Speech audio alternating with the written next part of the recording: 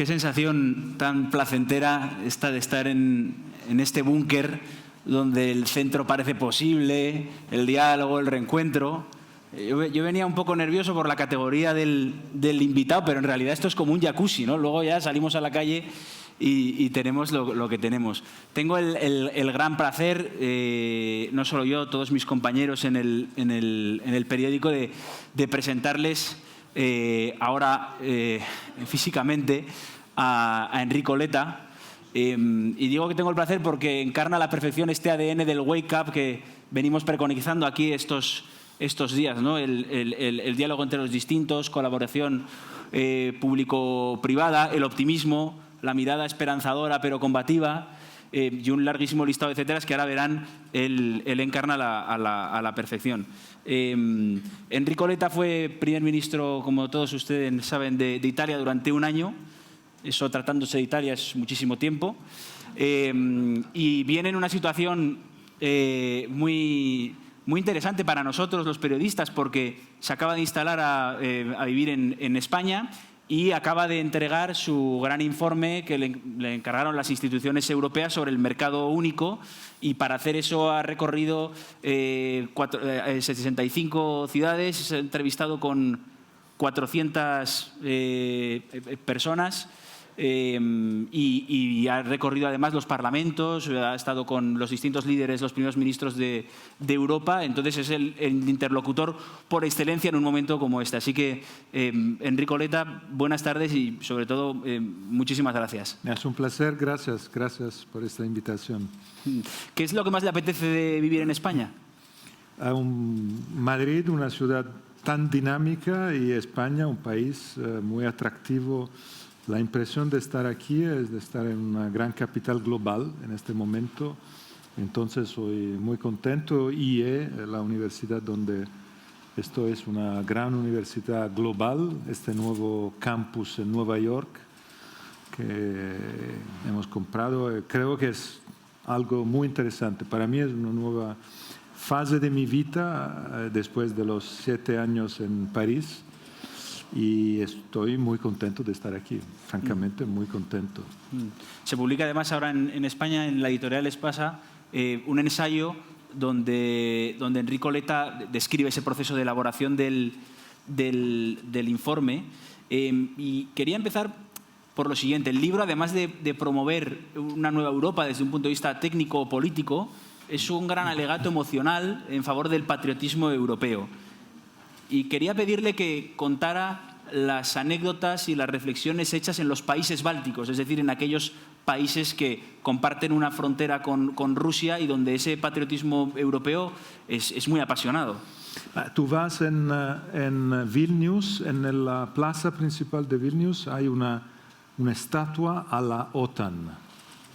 Yo pregunto a mí mismo, ¿cuántas horas va a durar una estatua a la OTAN en una plaza de Italia? Una noche probablemente.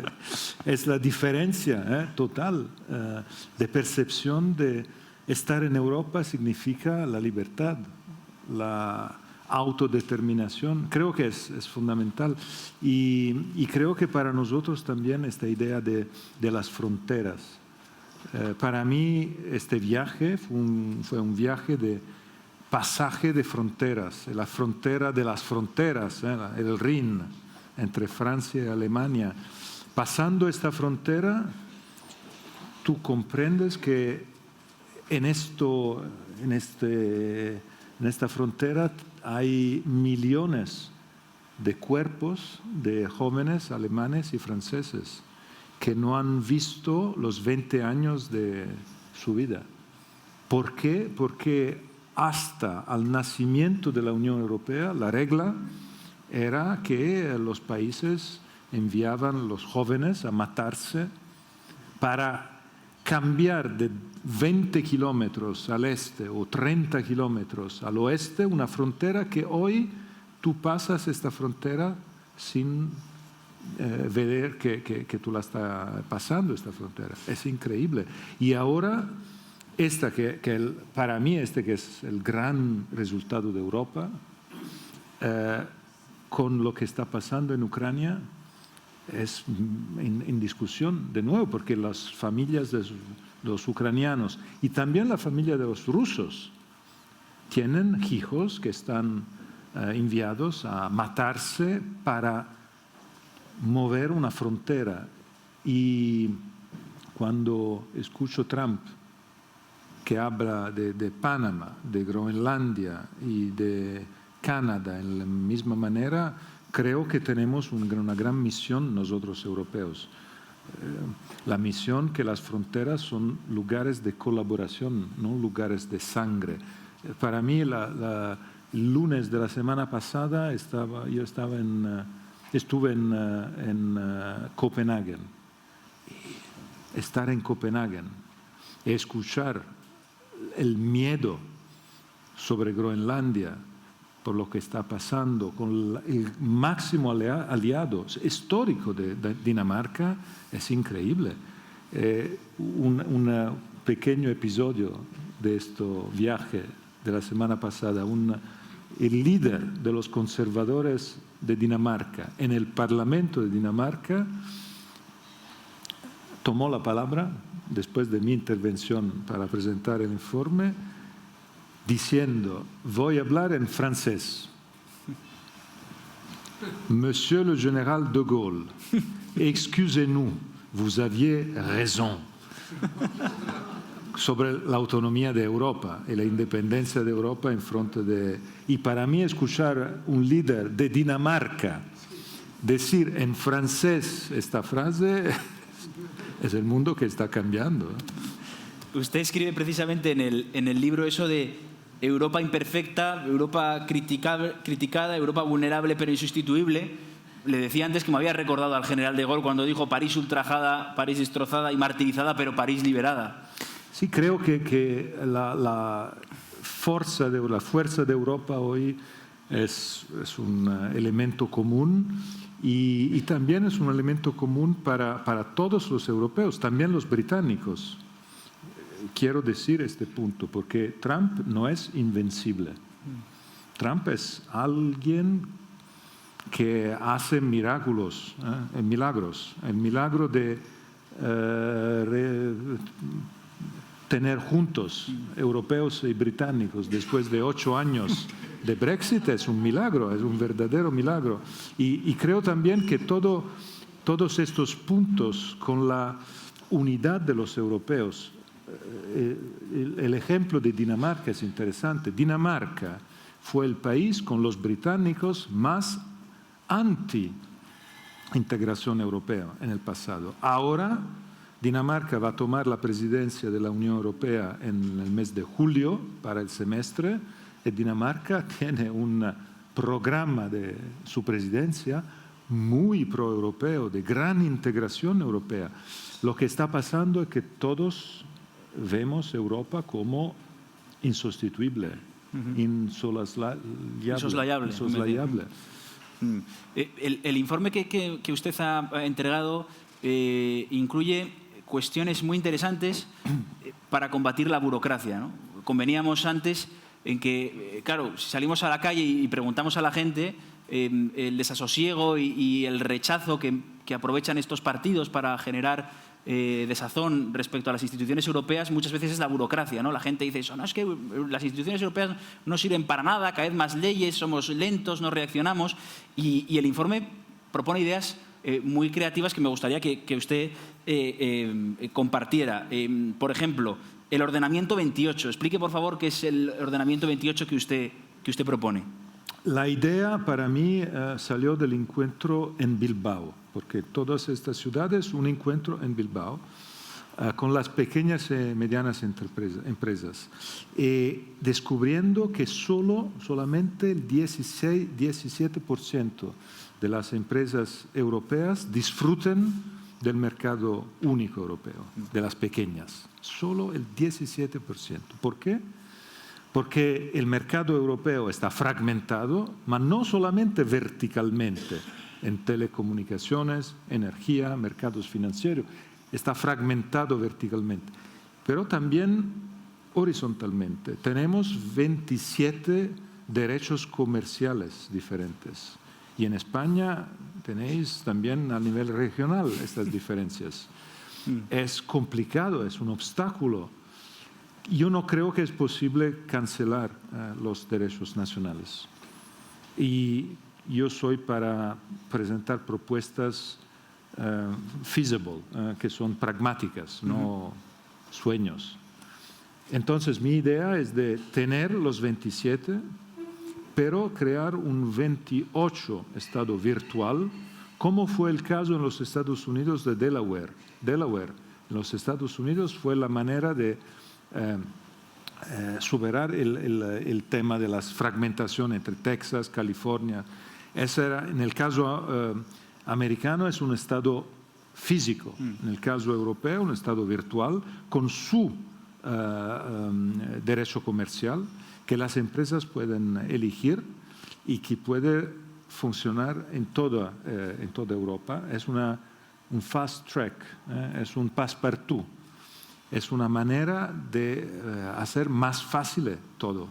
Yo creo que es una idea simple, es una idea de simplificación, como la otra que es de stop con directives, solamente reglamentos. Claro, eso es otra cosa que usted propone, que quería preguntarle. Usted propone directamente eliminar las directivas europeas y que las existan los directivas reglamentos. necesitan una ley nacional. Y las leyes nacionales con una Comisión Europea que es más política y que no está sancionando los países que aplican la directiva de manera no justa, es un problema. Entonces no tenemos el level playing field, tenemos una situación totalmente fragmentada. Entonces creo que la única es eliminar directivas y trabajar solamente con reglamentos. Otra cuestión que usted dice que no es para este tiempo, pero sí para un medio plazo, que creo que es importante teniendo en cuenta la Europa que tenemos y sobre todo la Europa que viene, es la eliminación del derecho al veto. Usted propone acabar con esa situación según la cual ahora un país levanta la mano en Europa y puede bloquear lo que sea y puede utilizarlo para chantajear e impedir cualquier negociación. Esto es para la política extranjera, política de defensa, porque en la materia, en temas de política de mercado único se puede decidir con la mayoría. Entonces, mi idea es de decir, en mis propuestas en el informe, es de decir a los líderes de los países europeos, cuando podéis decidir con una mayoría, como en el mercado único, tenemos que hacerlo con la mayoría, sin la necesidad de tomar el acuerdo de 27.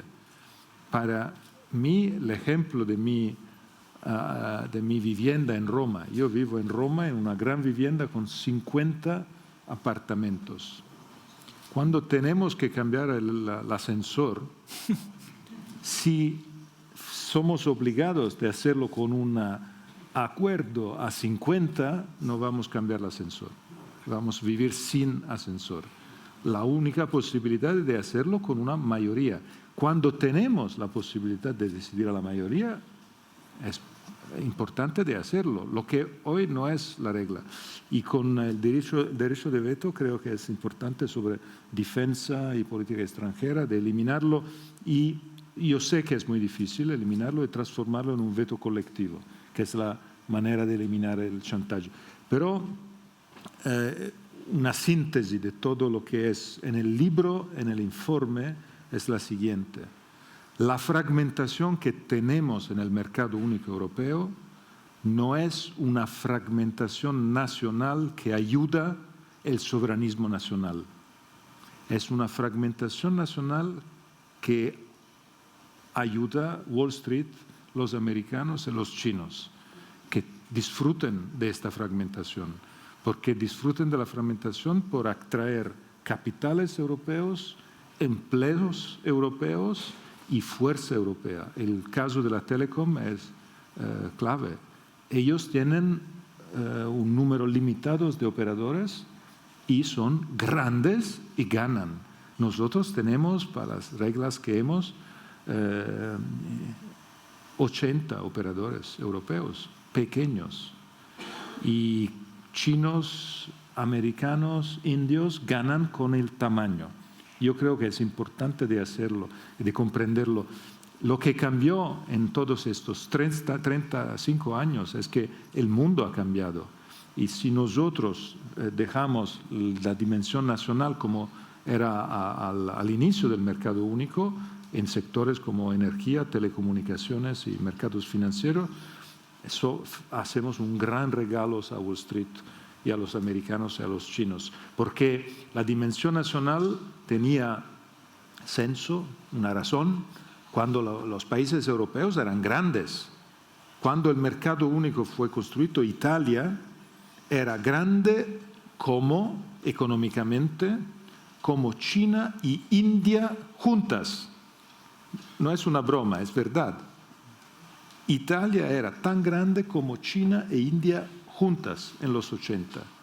Ahora los dos son 20 veces que Italia. Entonces, este cambio necesita una integración a nivel europeo. Es la única posibilidad para ser competitivos en el mundo. La otra dimensión, la dimensión nacional, va a ser un regalo a Trump, a Wall Street, a los chinos, e India va a ser la próxima China. Porque usted además decía que culturalmente en muchos países europeos, Italia y España, es a veces difícil convencer a la gente de aumentar el gasto en defensa, ¿no? Me explicaba usted que en Italia eso es transversal, a la derecha y la izquierda. En España pone más pegas la izquierda que la derecha subir el gasto en defensa. Y me decía usted una frase que me ha parecido muy reveladora, de claro, la manera de gastar menos es gastar juntos. En defensa es claro, porque somos 27 ejércitos, hacemos todos lo mismo, con duplicaciones increíbles. Tenemos que hacerlo juntos, y si lo hacemos juntos podemos cortar. Y creo que es la única posibilidad. Yo no conozco bastante bien la situación española. Soy muy preocupado por la situación italiana sobre esto. Hay una mayoría en los sondeos y en el Parlamento transversal que es muy contraria. Italia, como España, es un país a 1,3 de gastos en defensa. Y es claro que la historia de Italia fue una historia de intercambio con los Estados Unidos, cesión de soberanía, bases americanas, no NATO, americanas en Italia, y pocos gastos, pocos... y creo esto va a terminar y va a ser un problema, cómo vamos a estar en este nuevo tiempo. Entonces creo que la única respuesta es una respuesta europea, pero tenemos prisa que hacerlo. Bueno, pues esto ha sido solo un aperitivo. El domingo en El Español publicaremos una larguísima entrevista que hemos hecho ahora. Tendrán que suscribirse si quieren leerla. Y hemos hablado de todo. Hemos hablado de Sánchez, de Yolanda Díaz, de Giorgia Meloni, de Víctor Orbán. Hemos hablado de todo. Y de Carleto Ancelotti. Y de Carleto Ancelotti, sí. Todo el mundo tiene que tener algo malo. Ya ha elegido mal, pero bueno, en fin, la vida es así. Señor Leita, muchísimas gracias. Creo que ha quedado claro eso que decía González Ruano de que las buenas entrevistas tienen que cobrarlas los entrevistados. Tú no lo tengas en cuenta, Pedro J. Eso. Muchísimas gracias, ha sido un verdadero placer. Gracias.